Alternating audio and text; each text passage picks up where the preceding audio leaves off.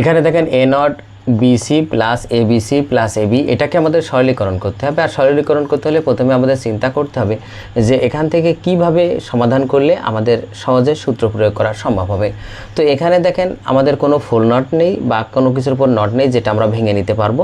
তো এখানে দেখেন আমরা কমন নেব, কমন নিলে আমাদের সূত্র প্রয়োগ করা যাবে। তো কিভাবে সেটা দেখেন, প্রথমে যদি আমরা এখান থেকে কমন নিই, তো দেখেন এখানে এ নট বিসি আছে, এখানে এ বিসি আছে, তো আমরা এখান থেকে বিসি কমন নিতে পারছি। তো বিসি কমন নিলে আমাদের এখানে এ নট থাকে, আর এখান থেকে বিসি কমন নিলে এ থাকে। শুধু কমন নিলেই হবে না, আমাদের দেখতে হবে কমন নেওয়ার পরে সূত্র প্রয়োগ করা যাচ্ছে কিনা। তো যদি আমরা এখান থেকে কমন নিই তাহলে দেখেন এ নট প্লাস এ আসছে, তার মানে আমরা একটা সূত্র পেয়ে যাচ্ছি। আর এখানে এ বি ছিল সেটা আমরা বসাই দিলাম। এবার দেখেন আমরা এখানে বিসি ছিল সেটা বসালাম, আর আমরা জানি এ নট প্লাস এ মানে 1, তার মানে এখানে ইন্টু 1, আর প্লাস দেখেন এ বি। এবার দেখেন 1 যার সাথে গুণ অবস্থায় থাকে না কেন 1 কাজে আসবে না, তার মানে বিসি প্লাস এ বি।